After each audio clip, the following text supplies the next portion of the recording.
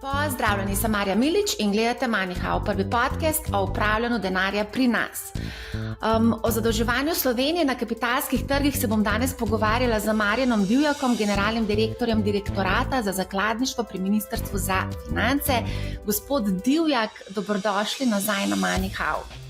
Hvala lepa, veselje mi je biti z vami danes. Tudi nam je zelo v veselje, kajti danes se bova pogovarjala tudi o malce bolj takih eksotičnih izdajah, ki jih je Slovenija naredila v zadnjem času. Pravzaprav smo nekako pionirji v nekaterih izdajah, govorimo o digitalni obveznici, samorajska socialna obveznica, predtem je bila še zelena obveznica. Tako da se bova v drugem delu najnega pogovora osredotočila na te obveznice, hkrati bova naredila neko mini analizo ljudske obveznice, zakladnih menic, ki so med malimi vlagatelji požele kar precej zanimanja. Eno vprašanje, preden pa skočiva na aktualne teme, bi vas pa vseeno rada vprašala, ko smo se nazadnje pogovarjali oktobra leta 2022, smo bili sredi energetske krize, zdaj imamo spet kar nekaj kriz, imamo geopolitično krizo, pa divjata dve vojni dejansko, imamo demografsko krizo, migrantsko krizo. In glede na to, da vi kot menedžer se profesionalno ukvarjate z upravljanjem s tveganji, me zanima, kako v tem negotovem okolju planirati dolgoročno. Imate kakšne namig za male vlagatelje, ker večina, roko na srce, malih vlagateljev se s tem poklicno ne ukvarja tako kot vi? Ja, res je, da kot vodja državne zakladnice sem v neki situaciji, da je treba upravljati z tveganji, ki so tveganja državnega proračuna. To so, bom rekel, osnovna tveganja vsake države. Pri tem gre za učinkovito izvajanje financiranja, za, kot mi rečemo, izvrševanje proračuna. To pomeni, da pravočasno izvedemo financiranje za potrebe proračuna na učinkovit način z vidika stroška financiranja in tveganj, da podpiramo likvidnost evrske krivulje na kapitalskih trgih in da širimo bazo investitorjev. In z izvajanjem, bom rekel, strateških ciljev upravljanja z dolgom vedno ustvarjamo položaj države na kapitalskih trgih, ki državi omogoča učinkovito izvajanje financiranja. Kakršnekoli so geopolitične, makroekonomske, domače politične razmere, v vsakem primeru državna zakladnica je vedno v dobrem položaju, da izvrši financiranje za potrebe izvrševanja proračuna, ne glede na to, v kakšnem okolju se nahajamo. Zdaj, kar se tiče, na svetu za male vlagatelje, te je zelo težko in nehvaležno dajati. Sam skrbim za svoje naložbe, za investiranje svojih prihrankov. Bistvo je, da državna obveznica, varna naložba, ki zagotavlja še vedno nek, soliden, dober donos. Mali vlagatelji so pomemben vlagatelj iz našega vidika. V državni zakladnici smo v obdobju višjih obrestnih mer naredili marsikatere korake, da smo državne obveznice, državne zakladne menice zelo približali malemu vlagatelju. In to je pravzaprav tudi edina naložbena priložnost, ki bi jo nekako izpostavil v smislu nasveta vlagateljem. Državne zakladne menice in pa državne obveznice so, naložbe, ki bi jih zelo priporočal tudi malim vlagateljem, seveda v nekem manjšem oziroma v nekem delu, ki odraža tudi odnos do tveganja posameznega vlagatelja. V bistvu je kar dober nasvet, se nekako tudi so neka splošna pravila, da se vključuje tudi naložbe s fiksnim donosom v portfelje vlagateljev, malih vlagateljev. Še eno mogoče vprašanje, ki ste omenili, da tudi sami upravljate s svojimi prihranki. A bi rekli, da ste vi osebno bolj konzervativne narave ali ste tudi mogoče zasebno pa malo si več privoščite?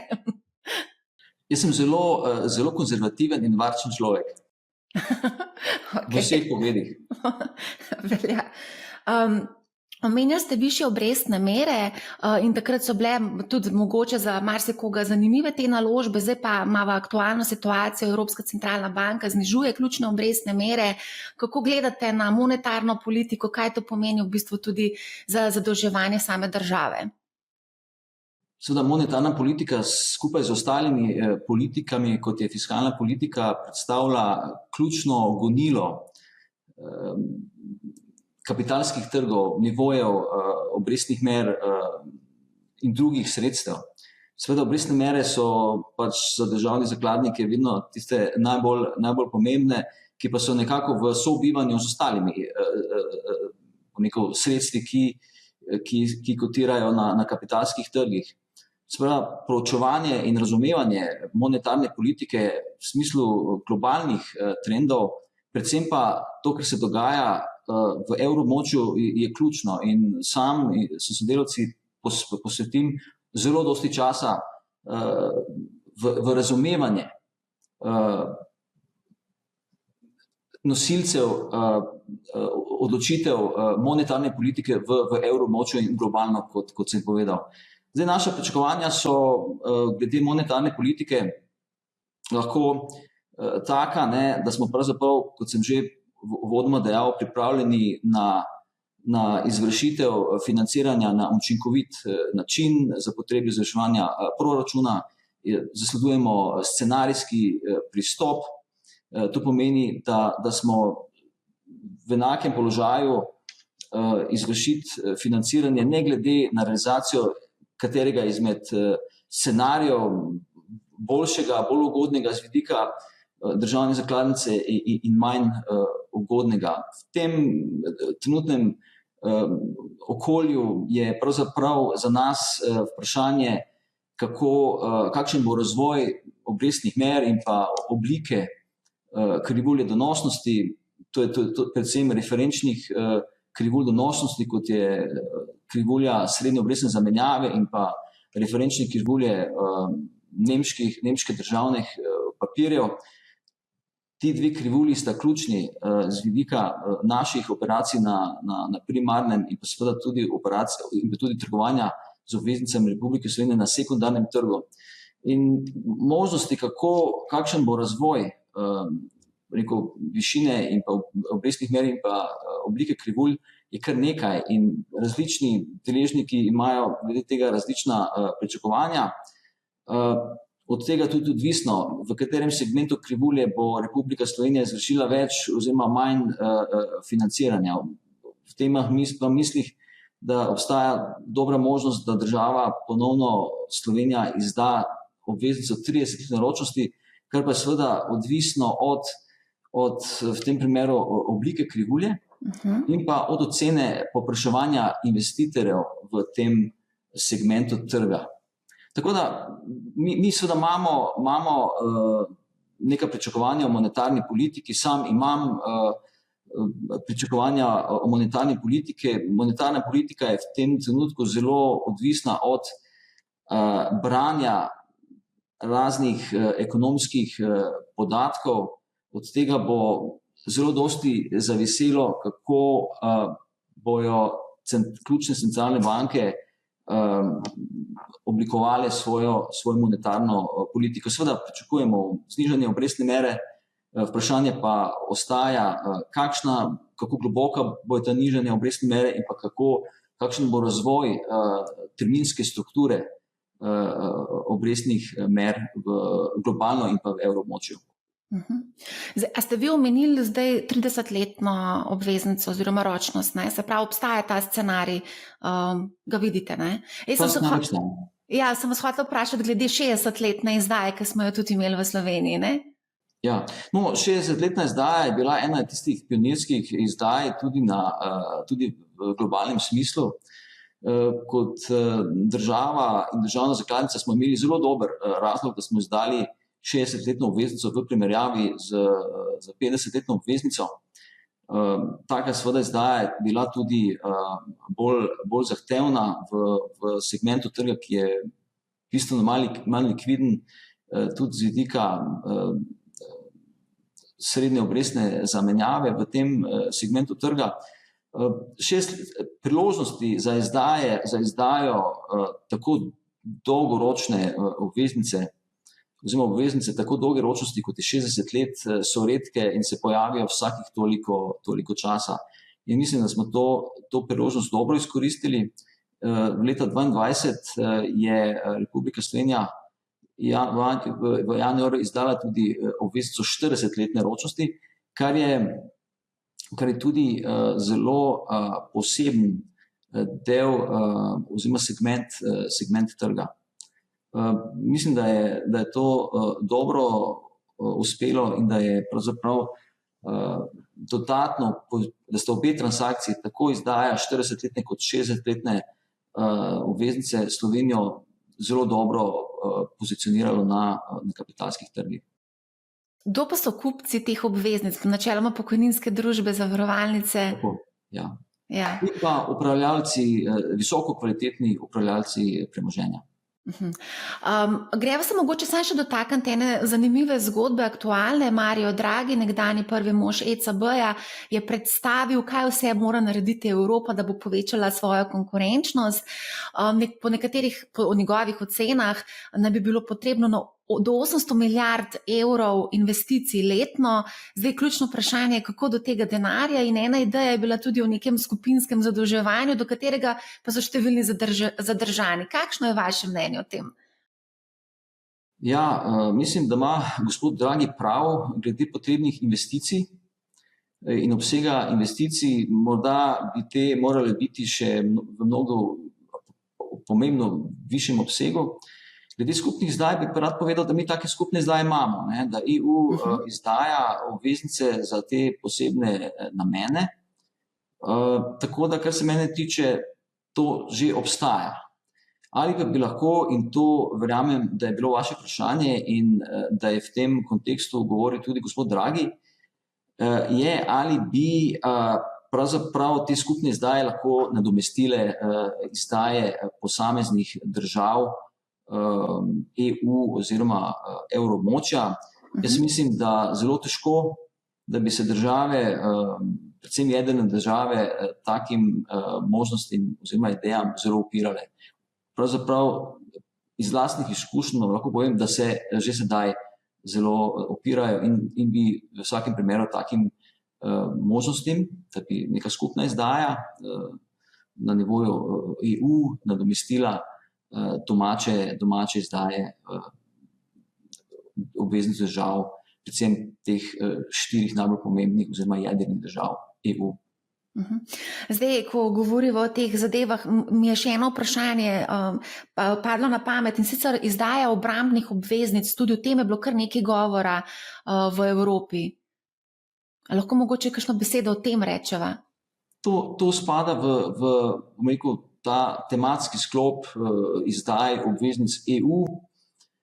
Imeli smo izdaje EU, ki so se nanašale na socialne izdatke med epidemijo COVID. Zdaj imamo te izdaje, ki se nanašajo na odpornost držav članic, in brez težav bi lahko sledile tudi obveznice izdane se strani EU za namen obrambnih izdatkov. Kakšen je pa pogled Slovenije glede tega? Mislim, se strinjate, vam je to v redu, bi sodelovali zraven, oziroma imamo sploh možnost izbirati? Po mojem bi ta odločitev bila sprejeta na nekih forumih voditeljev držav EU, ki bi podprli ali ne podprli tako možnost. EU bi pa skozi svojih mehanizmov izdalo take obveznice. Moje mnenje niti po mojem tu ni preveč pomembno. A greva zdaj skočiti na čisto eno drugo tematiko, in sicer malo se bova dotaknila teh presežkov likvidnih sredstev v bančnem sistemu.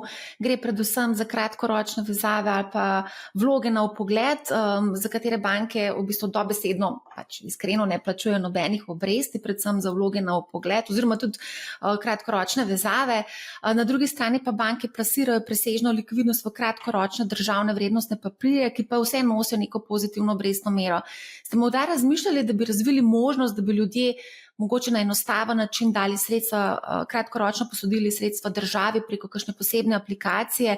Vem, da je bilo v strategiji razvoja trga kapitala govora tudi o individualnih računih, o katerih se zdaj v bistvu ne govori veliko. Zdaj, tu je treba povedati naslednje, ne, da se banke soočajo s temi presežnimi likvidnostnimi sredstvi, ki jim z nekega vidika in na nek način, čeprav to iz vidika njihove dobičkonosnosti ni razvidno, predstavlja nek problem, kaj pravzaprav s to likvidnostjo narediti, ne, to zelo kratkoročno likvidnostjo narediti. Po drugi strani pa je to razmerje med posojili in pa med depoziti, ki je v tem trenutku okrog 65% zelo ugodno z vidika položaja Republike Slovenije v odnosu do ratinških agencij, ki ocenjujejo Republiko Slovenijo. To pomeni, da so banke v srednjeročnem obdobju sposobne zagotoviti sredstva za financiranje domače porabe. To je sporočilo, ki ga tudi sam vedno znova artikuliram pred ratinškimi agencijami in pred investitorji v državne vrednostne papirje. Samo dejstvo, da banke v Sloveniji razpolagajo z visoko likvidnostjo v obliki depozitov in da so visoko kapitalsko ustrezne, pomeni zelo pomembne pozitivne implikacije tudi za položaj države na kapitalskih trgih. V času problemov Republike Slovenije in njenega bančnega sistema je bila situacija obrnjena. Se pravi, celotna država in njen proračun in sposobnost izvajanja financiranja za realizacijo proračuna bila zaradi razmer v bančnem sistemu zelo otežena. Zdaj imamo drugačno situacijo in me ta bom rekel, položaj bančnega sistema ne skrbi. Glede vaše možnosti o neki aplikaciji, o nekem zbiranju sredstev, teh presežnih sredstev v bančnem sistemu, s katerimi bi država nekako vstopila na ta trg, je potrebno razumeti, da bi to z finančnega vidika za državo predstavljalo veliko breme.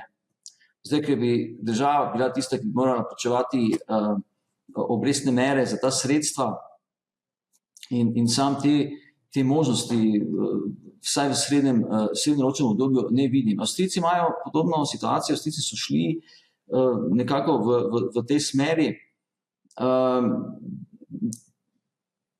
Oni so imeli svoje razloge, zato je pa tudi položaj Avstrije na kapitalskih trgih drugačen kot Slovenije. Zdaj ste povedali, da v bistvu za državo je dobro, da imamo tako visoko likvidne banke, da imajo visoko kapitalsko ustreznost, ampak to, da imajo ljudje denar na banki in da ta denar nič ne počne in da realno izgublja na vrednosti, pa ni dobro za ljudi. Ni dobro za ljudi. Mislim pa, da država tu ne more dosti pomagati. Ne? Država lahko pomaga z razvojem kapitalskega trga. Država je ponudila, bom rekel, obveznico za male vlagatelje, malim vlagateljem po, bom rekel, obrestni meri 3,4% letos februarja, ki je bila višja kot je obrestna mera, po kateri se država lahko financira na kapitalskih trgih. Se pravi, država je naredila korake v tej smeri. Ljudje bodo morali sami pri sebi razmisliti, ne, kakšne so njihove preference glede upravljanja tega denarja, ali ga hranijo pri bankah, ali morda najdejo neke druge investicijske priložnosti. Naloga države je, da ustvarja, bom rekel, čim boljše pogoje za razvoj kapitalskega trga. In država je sprejela pomembne korake za razvoj kapitalskega trga v Sloveniji.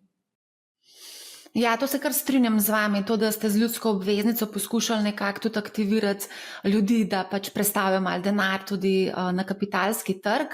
Mogoče samo ena kritika, vseeno moram povedati, glede na to, da se ukvarjam s finančnim opismenjevanjem že kar dolgo časa, mogoče niso bili narejeni čisto vsi pravi koraki v smeri izobrazbe ljudi. No. Mislim, da bi se tukaj dalo lahko narediti še kaj več. No. Ampak glede na to, da govoriva o ljudski obveznici in pol leta je od tega, kar je bila izdana, če zdaj pogledava na to izdajo, kako ocenjujete izdajo, bi kaj morda spremenili, mogoče razmišljate o novi izdaji. Mislim, da so Hrvati izdali v začetku poletja še eno ljudsko obveznico. Ja. Kritika je vedno dobrodošla in vedno smo pripravljeni preveriti in pregledati, kaj bi lahko in kaj bi morali storiti bolje. Seveda taka analiza vedno potrebna, tudi sami jo delamo. Zelo težko je primerjati izdajo hrvaške obveznice za državljane in pa slovenske. Ne. Je pa hrvaški primer zelo dobro pokazal, kakšno je bilo povpraševanje, ko je hrvaška država ponujala obveznico 2-letne ročnosti v primerjavi, ko je ponujala obveznico 3-letne ročnosti. Ne. Se pravi, povpraševanje je izrazito upadlo. Izrazito upadlo iz milijarde 300 evrov na 160 milijonov. Podobno se je zgodilo v Belgiji, ko je belgijska zakladnica v imenu države Kraljevine Belgije izdala enoletno obveznico. Je bilo povpraševanje 22 milijard evrov. To je 5% depozitov v bančnem sistemu. Ko pa je naslednje leto, prihodnje leto izdalo obveznico 3-letne ročnosti, pa je to povpraševanje upadlo na 400 milijonov evrov, kar je glede na velikost države Belgije, Kraljevine Belgije in obseg depozitov zanemarljiv znesek. Tako da z vidika države je potrebno razumeti, da država mora v prvi vrsti izpolnjevati strateške cilje upravljanja z dolgom. In tudi če zasleduje nek strateški cilj, kot je širitev baze investitorjev, kar je zanesljivo ponudba obveznice malim državljanom, pa vseeno ne more narediti škode drugim strateškim ciljem upravljanja z dolgom, kot je na primer učinkovito financiranje iz vidika stroška financiranja in pa tveganj. To pomeni, vsaka izdaja obveznice kratke ročnosti v velikem obsegu po višjem donosu pomeni kompromitiranje tega strateškega cilja. Zato je pomembno, da ko država izdaja obveznice, da izdajo in zakladne menice, da jih te izdaja po neki tehtani ročnosti, ki državi, v tem primeru Republiki Sloveniji, pomaga vzdrževati ustrezno risk metriko državnega dolga. Drugače ima to lahko zelo neugodne posledice za položaj države na kapitalskih trgih.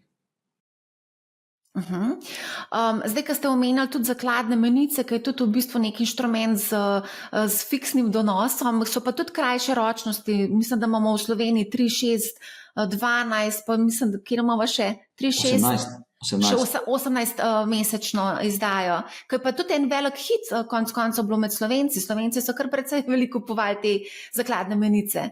Absolutno. Državljani so se artikulirali kot zelo pomemben investitor, udeleženec na aukcijah zakladnih menic. Od obdobja, ko so obrestne mere ponovno dosegle neko raven, ki je bila zanimiva za mlade vlagatelje. Tako da smo zelo veseli, da državljanke in državljani sodelujejo na aukcijah zakladnih menic. A greva mogoče samo še skočiti, mogoče ena zadeva je, ki je tudi mogoče malo odmevala v medijih. Minister Boštjančič je ob izdaji napovedal živahno trgovanje z ljudsko obveznico. In v glavnem zdaj po pol leta smo malce pogledali, kaj se dogaja z ljudsko obveznico. 4,6 milijona evrov poslov je bilo z obveznico, skupaj 159 poslov. Obseg prometa so pa celo nekateri primerjali, in to smo tudi na Bloomberg Adriji pisali, obseg prometa z ljudsko obveznico pol letu je primerljiv z delnico Luke Koper. Ja. Zdaj, povedal bi, da je treba pogledati celotno trgovanje z vrednostnimi papirji Republike Slovenije na Ljubljanski borzi. To se je v prvih 6 mesecih letos v primerjavi z istim obdobjem lani povečalo za 10-krat. Za 10-krat. In to je zame zelo pomemben indikator. Kaj pa za nas najbolj pomembno? Najbolj pomembno je to, da smo približali dostopnost državnih obveznic malim vlagateljem. Moram povedati, da je trgovanje z obveznicami Republike Slovenije na kapitalskih trgih zelo obsežno. V prvih 8 mesecih letošnjega leta je bilo za 14,2 milijarde evrov trgovanja na platformi MTS, kjer med seboj trgujejo vzdrževalci trga, in pa na ostalih trgih, kjer vzdrževalci trga trgujejo z končnimi uporabniki. To je zelo velik obrat trgovanja in predstavlja velik delež v tržni kapitalizaciji slovenskega dolga in nas kot take po tem kriteriju uvršča med najbolj likvidne trge. Seveda pa je slovenski trg vedno treba gledati iz vidika obsega tega trga, ki je glede na ostale države relativno majhen. Z trgovanjem na Ljubljanski borzi smo ta dva segmenta trga želeli dopolniti na način, da imamo možnost trgovanja tudi z malimi vlagatelji. In v tem kontekstu je tudi potrebno razumeti obseg trgovanja. Mi nismo pričakovali izjemno velikega trgovanja. Ključni cilj je bil, da izboljšamo dostopnost državnih vrednostnih papirjev malim vlagateljem. In strinjam se s tem, kar je povedal minister, da je takrat bilo pričakovati, tudi mi smo pričakovali precej živahno trgovanje. Moja ocena pa je, da je to povečanje v primerjavi z prejšnjim trgovanjem dovolj dobra osnova za nadaljnje korake, tudi za večji obseg trgovanja na Ljubljanski borzi. A mogoče razmišljate o novi izdaji ljudske obveznice, ali zato ne bi bilo smiselno? Zdaj, mi v državni zakladnici smo seveda na tako možnost pripravljeni. Sam bi bil tudi naklonjen taki izdaji. Zame je pač pomembno, da država svoje obveznice Republike Slovenije v neki periodiki ponuja tudi malim vlagateljem na primarnem trgu. Ne rabim verjetno dosti razlag podajati, da so vse obveznice, ki trgujejo na kapitalskih trgih, dostopne do vsem vlagateljem, tudi malim vlagateljem. Mali vlagatelji lahko kupijo prav vse obveznice Republike Slovenije, morajo se oglasiti pri svojem borznem posredniku, oddati naročilo, ta mora v njihovem imenu izvesti to naročilo. Je pa drugo vprašanje, kako zadovoljiti nekoga, ki bo investiral mali znesek. Povprečni znesek je bil okrog 30.000 evrov. In mi smo želeli zadovoljiti malega vlagatelja. In mislim, da nam je to dobro uspelo in želeli bi si nadaljevati po tej poti.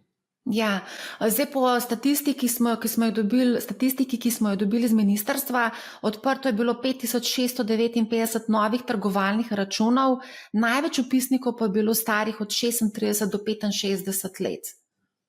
Jaz mislim, da ta podatek govori sam zase in da govori o tem, da je bil narejen velik korak naprej na tem področju.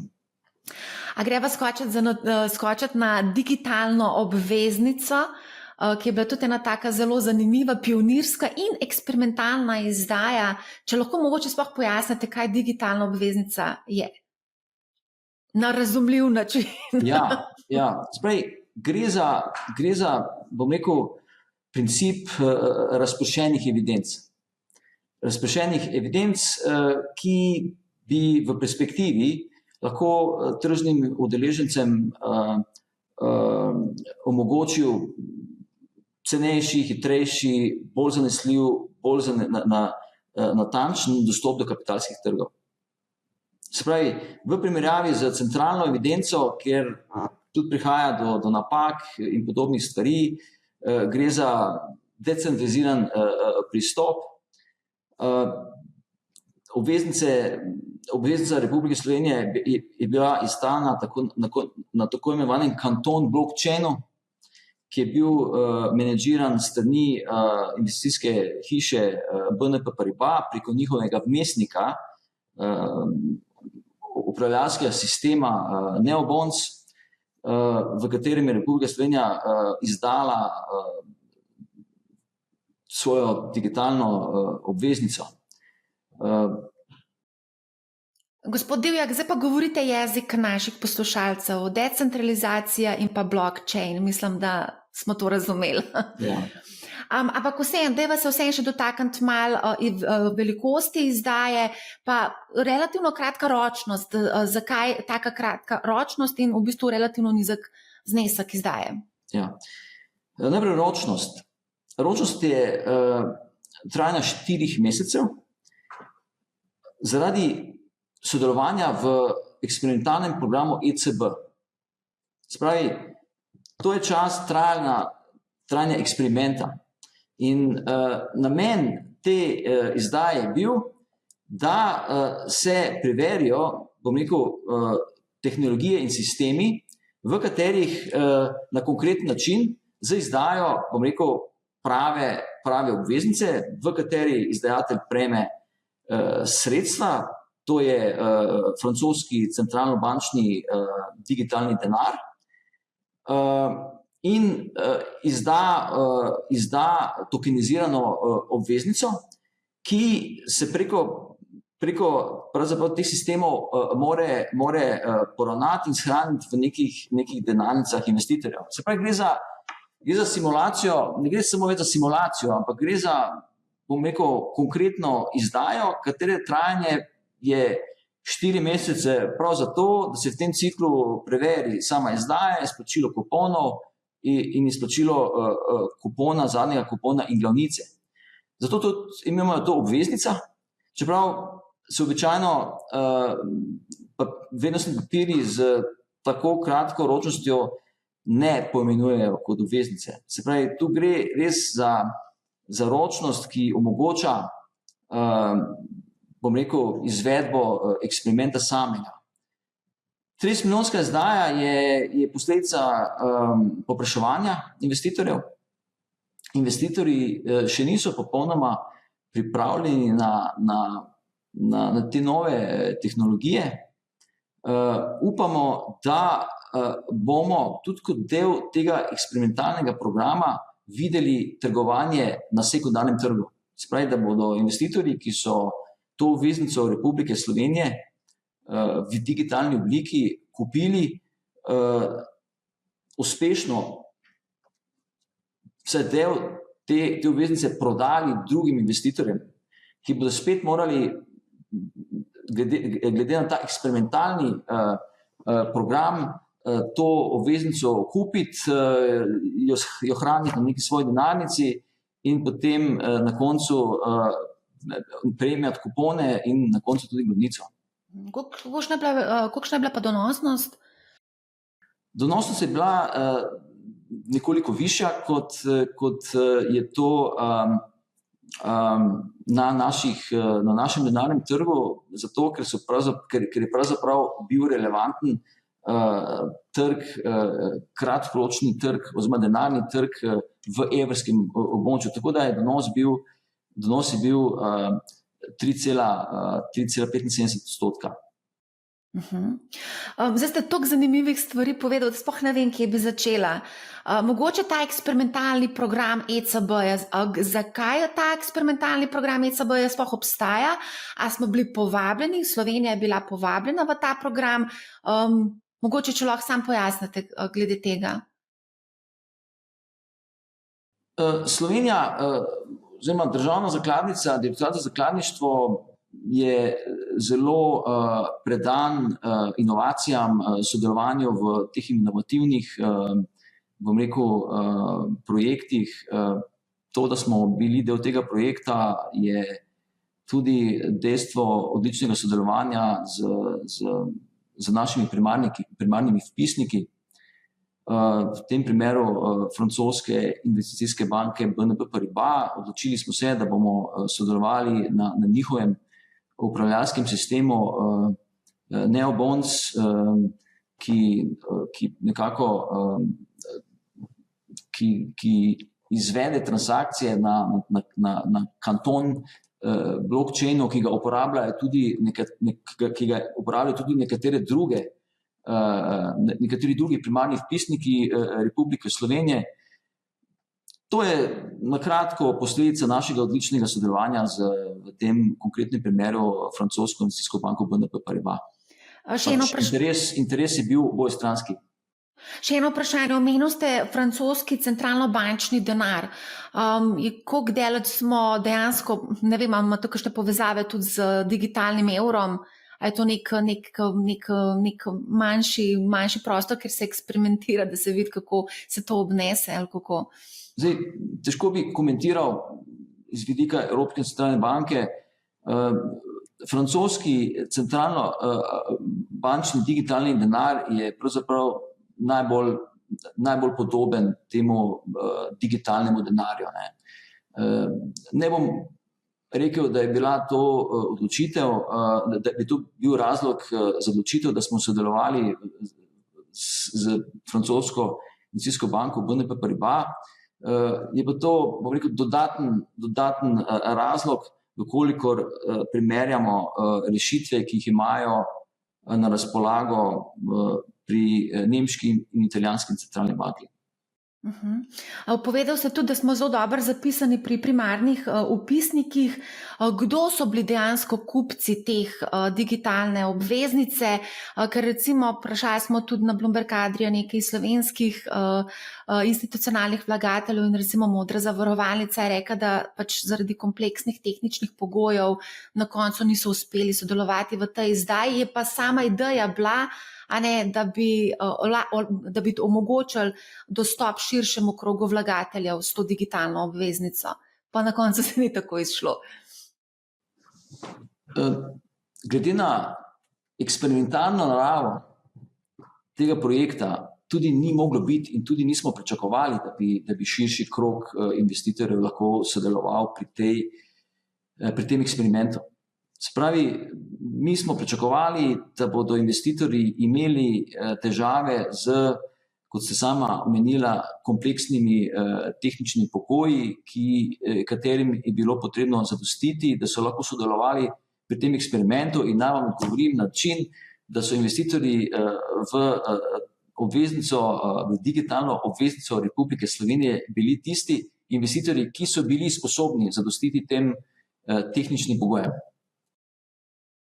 Ja, povedal ste, da je bil zelo majhen krog teh, tako da razumem. Samorajska obveznica, to je spet ena taka zanimiva zgodba, samorajska socialna obveznica. Pa da vam mogoče še kaj o tem reči, ker je to tudi en tak zanimiv primer za Slovenijo. Prvič smo vstopili na japonski dolžniški trg preko te obveznice. Če povem nekaj besed o strateškem pozicioniranju državne zakladnice na kapitalskih trgih, tudi v kontekstu umika monetarne akomodacije, ki se je začela v letu 2022, je bila strateška usmeritev preusmeriti del povpraševanja, del ponudbe vrednostnih papirjev Republike Slovenije na druge trge. Z namenom vzdrževanja ravnotežja med ponudbo in povpraševanjem vrednostnih papirjev Republike Slovenije. In mislim, da nam je to dobro uspelo, ko je ECB v letu 2022, marca in oktobra, najavil umik monetarnih spodbud v kontekstu zniževanja bilančne vsote, torej zniževanja reinvestiranja sredstev, ki jih ECB pridobi, ko zapade obveznice, katere so oni kupili kot del programa kvantitativnega sproščanja, se kreditni pribitek Republike Slovenije, bom rekel, precej razširil. In naš odgovor na to je bil, da smo do deležnikov komunicirali na način, da bomo za vsako ceno vzdrževali ponudbo in povpraševanje dolga Republike Slovenije na kapitalskih trgih. In to je bilo mogoče narediti na način, da smo izdali dolarsko obveznico vezano na inflacijo, da smo izdali drugo trajnostno obveznico Republike Slovenije v januarju 2023, ki po definiciji pritegne dodatne investitorje, ESG investitorje. Poleg tega smo pa identificirali tudi druge strateške cilje, na katerih bi država Slovenija lahko izdala obveznice. In to je japonski trg. In bom rekel, realizacija te narative do investitorjev o diversifikaciji baze investitorjev z izdajo oziroma uporabo drugih inštrumentov, kot je evrska obveznica, je zelo dobro uspel.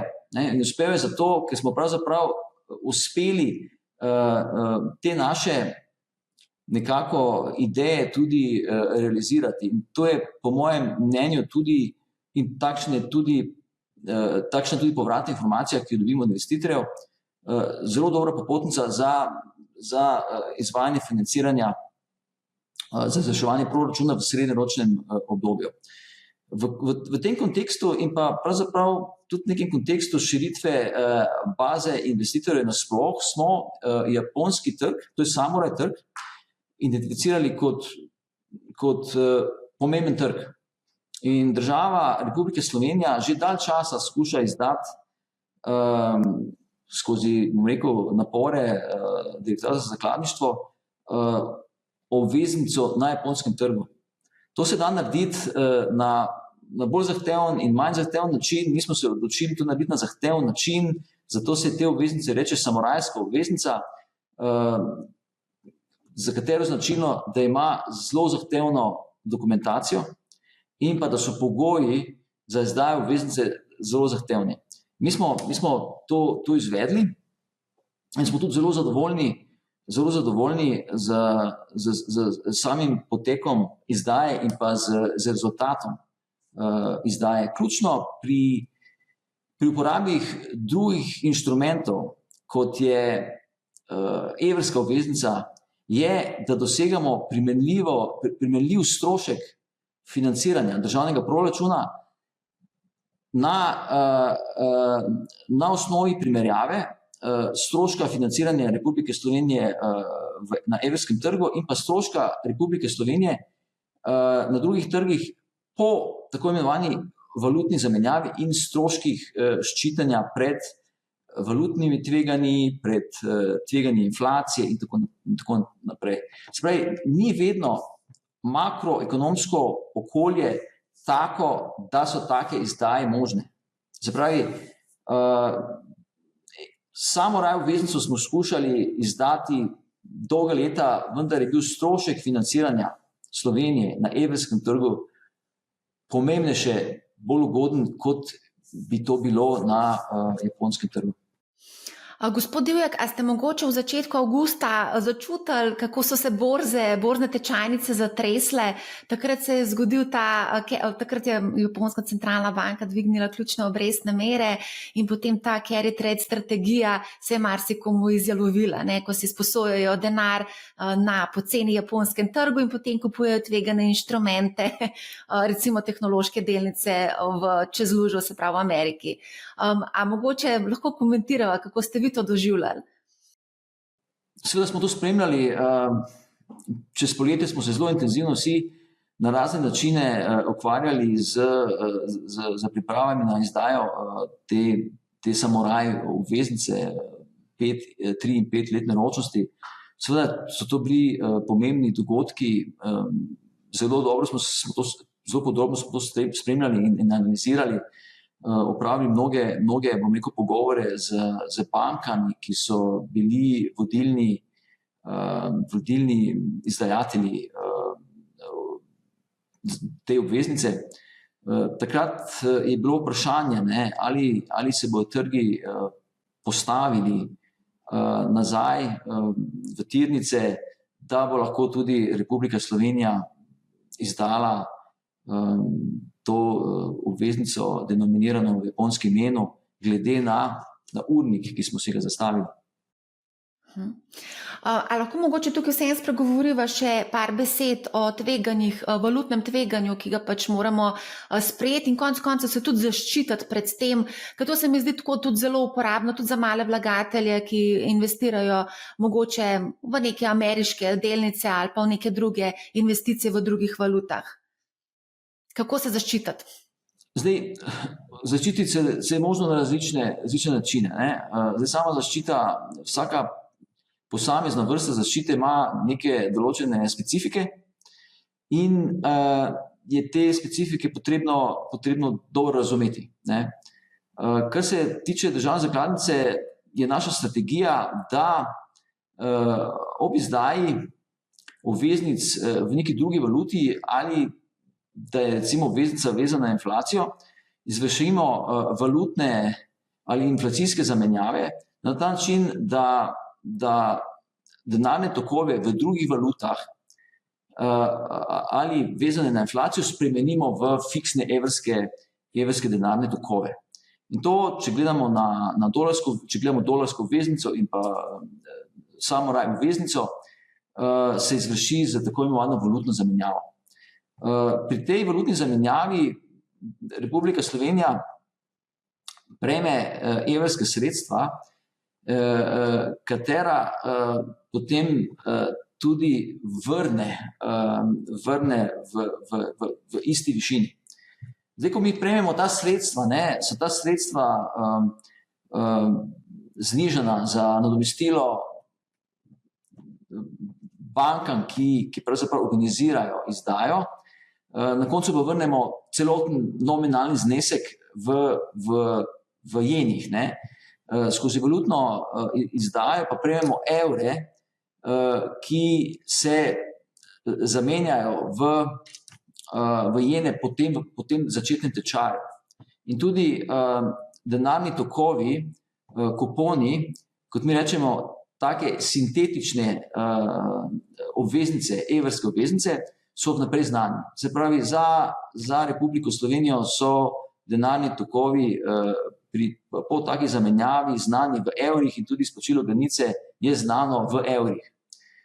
Od tu naprej je potem vprašanje, kako upravljati z različnimi tveganji, ki so povezana z takimi operacijami, kot je recimo tržno, kreditno in ostala tveganja. To je mogoče za malo višja matematika, ker pri fizičnih osebah ni teh akrobacij. Pri fizičnih osebah, bom rekel, so tudi podobni inštrumenti, vendar z valutno zamenjavo mi istočasno, bom rekel, določimo vse evrske tokove istočasno in pa izplačilo glavnice.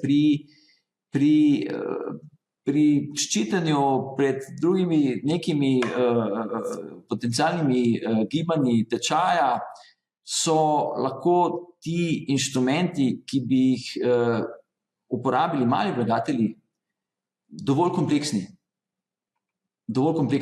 In je po mojem mnenju potrebno zelo dobro razumeti tak inštrument, preden ga, rekel,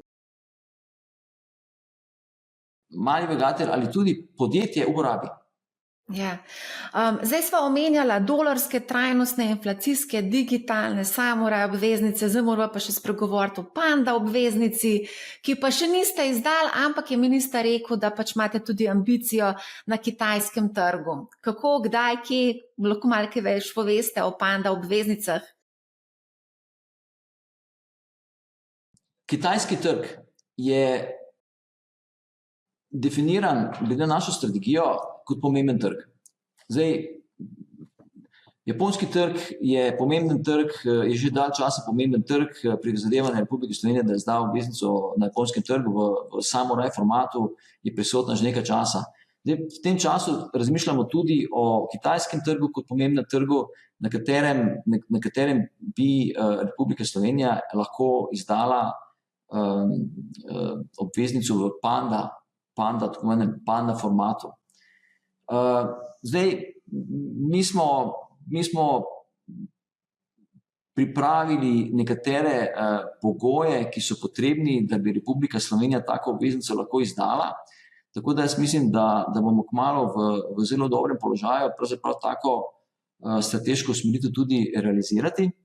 Vprašanje, ki bo tu ostajalo, je strošek financiranja Republike Slovenije na kitajskem trgu po valutni zamenjavi v primerjavi z pogoji financiranja Republike Slovenije na evrskem trgu. Spet, to bo omejitveni dejavnik izvedbe take transakcije. Si pa želimo to transakcijo izvesti. Ostale zelo pomembne eksternalije prisotnosti na drugih trgih in uporabe drugih inštrumentov je bistveno boljše razumevanje kapitalskih trgov na splošno in nam, bom rekel, izkušnje, ki si jih pridobimo med takimi operacijami, zelo koristijo tudi pri izvajanju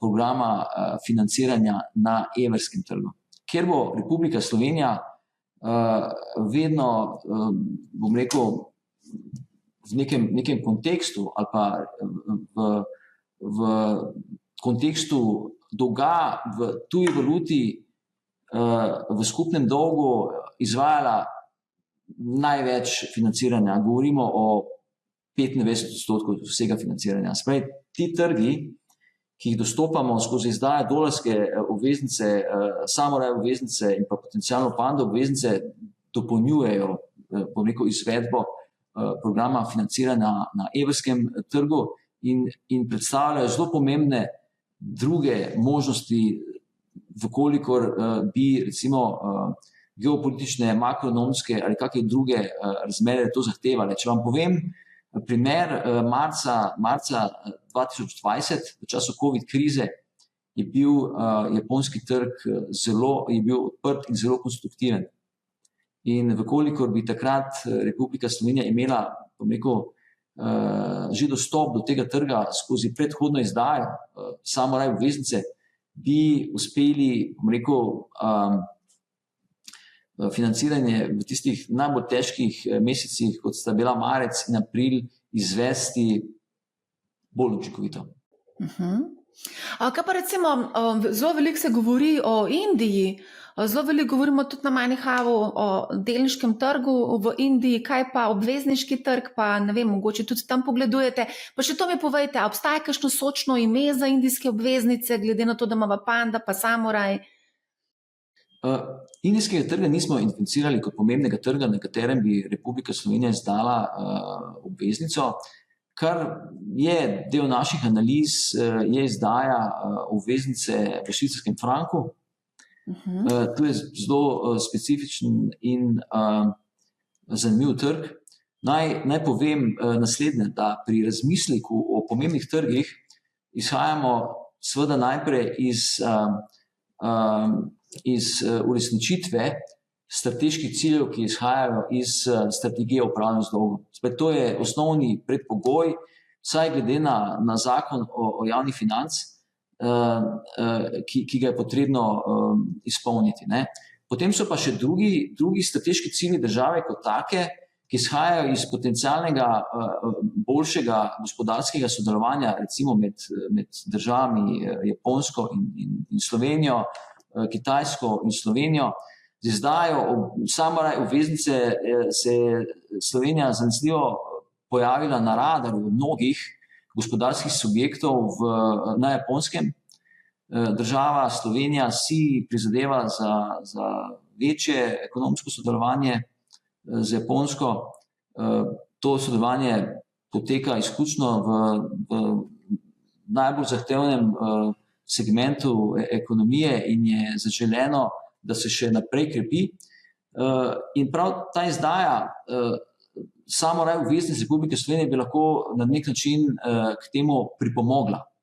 Zdaj, ker se Slovenija artikulira kot izdajatelj na japonskem trgu, kar je zelo pozitivno. In odziv japonskih investitorjev je bil zelo dober, nad pričakovanji. Če smo izdali na koncu 2 Samurai obveznici 3 in 5 letne ročnosti v obsegu v višini izdaje 50 milijard jenov, so naša začetna pričakovanja bila, da bomo izdali tako obveznico oziroma takšne obveznici v kontekstu 20 do 30 milijard jenov. Tako da je ta odziv bil izredno dober. In zelo podobno lahko razmišljamo tudi glede kitajskega trga. Spravi, ta trg je pomemben tudi iz tega vidika, spravi, ekonomskega sodelovanja med Kitajsko in Slovenijo. S tem, da je potrebno, kot sem že omenil, potrebno najprej zadostiti, strateškim ciljem upravljanja z dolgom. Zdaj pri potencialni izdaji v švicarskih frankih takih, eksternalij nismo zaznali. Takih analiz tudi nismo delali za indijski trg. Moram pa tudi povedati naslednje, da ključni strateški cilj, oziroma eden izmed strateških ciljev, 4, če hočete, je likvidnost evrske krivulje donosnosti. In v prekomerni fragmentaciji izvajanja programa financiranja mi lahko tvegamo zniževanje likvidnosti naše evrske krivulje. Zato je treba pri teh strateških pristopih biti pazljiv. Mislim, da smo z izvajanjem financiranja in diversifikacijo podpirali evrsko krivuljo z vidika likvidnosti in z vidika ravnotežja med ponudbo in povpraševanjem. Neka pretirana, nekontrolirana fragmentacija programa financiranja na prekomerno število trgov pa bi utegnila imeti negativne posledice za naše operacije. Ker minister je dostikrat omenil to diverzifikacijo, da pač je potrebno iti tudi na druge trge in zato je tudi ta dolarska obveznica, Samurai obveznica, ampak ste pa rekel, da ni smiselna preveč velika fragmentacija. Tako. Tu treba povedati naslednjo stvar, da pravzaprav mi moramo, oziroma si prizadevamo, da vzdržujemo od tu naprej učinkovito oziroma optimalno valutno strukturo dolga državnega proračuna. In ta optimalna struktura je, neka ustrezna prisotnost na teh trgih, ki sem jih omenil in ki jih diskutiramo, in pa sva možnost povečanja izvajanja financiranja na teh trgih v razmerah, ki bi bile take, ki bi to zahtevali. Se pravi, optimalna valutna struktura dolga državnega proračuna je zelo pomembna. Se pravi, če sem vas prav razumela, švicarski frank, Kitajska, Japonska, to so še pač neke ambicije na teh trgih, da bo pač neke nove izdaje v prihajajočem mesecu, letih prišle. Kitajski trg v Panda bond formatu je nekaj, kar je strateška orientacija in tudi želja, da izvršimo tako transakcijo.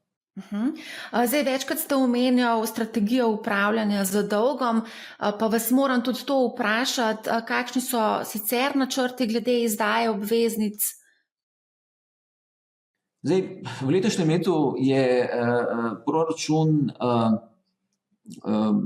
oziroma Republika Slovenija za potrebe izvrševanja proračuna izročila 2,8 milijarde dolgoročnega financiranja.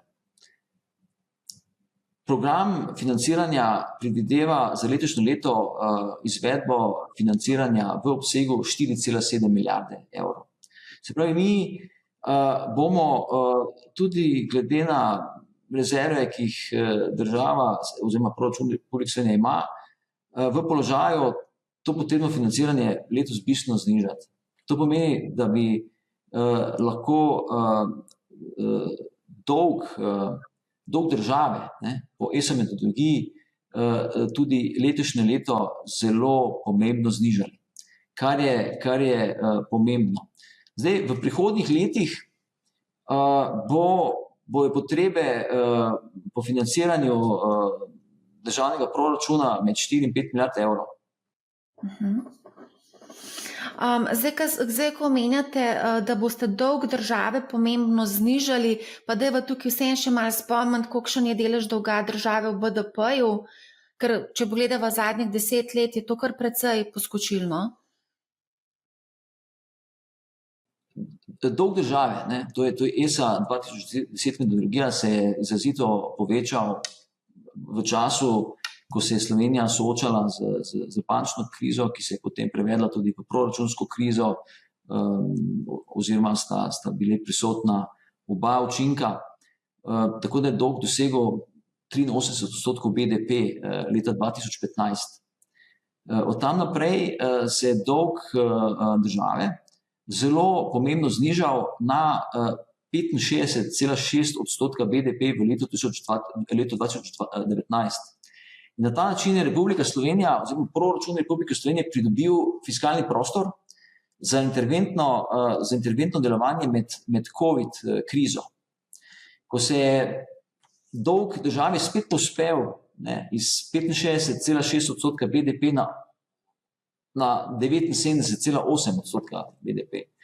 In od tam naprej zelo uspešno, z nekim pametnim tempom, ne najhitrejšim, če se primerjamo z kakimi drugimi državami, znižujemo dolg države.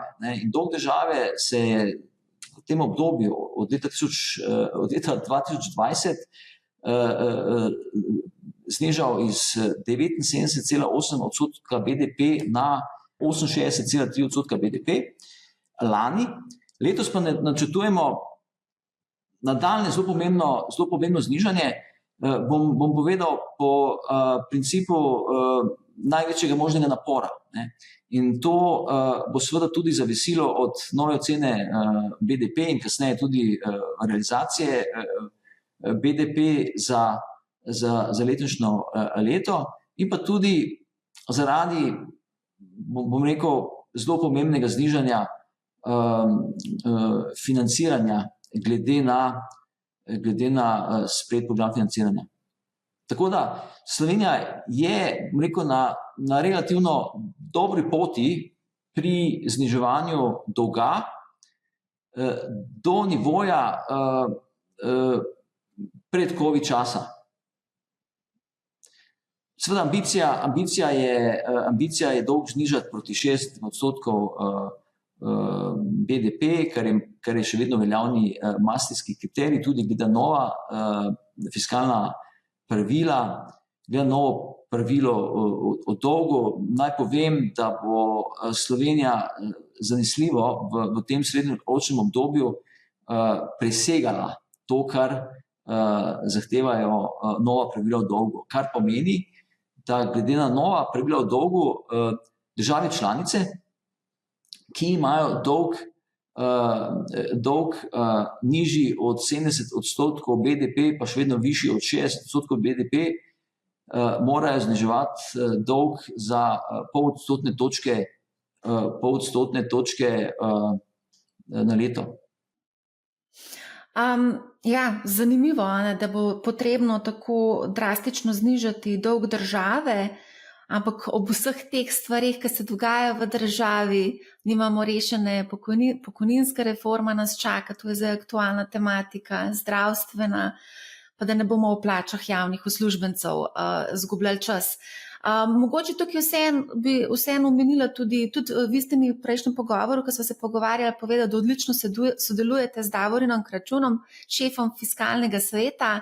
Ta že dalj časa opozarja na nerealistične plane vlade, pa mogoče, če tukaj vseeno lahko pogledava primanjkljaj, presežek, tukaj lahko iz statistiki vidimo, da v bistvu smo imeli presežek samo v letu 2018 pa 2019. Jaz bom odgovoril takole, da v resnici zelo dobro sodelujemo z gospodom profesorjem Davorinom Kračunom in z njegovo ekipo.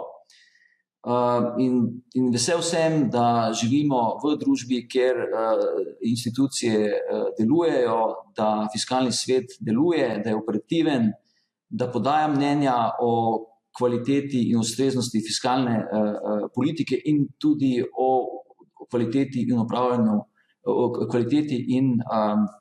upravljanju z državnim dolgom. Tako da, pogledajte, vodenje fiskalne politike ni enostaven posel.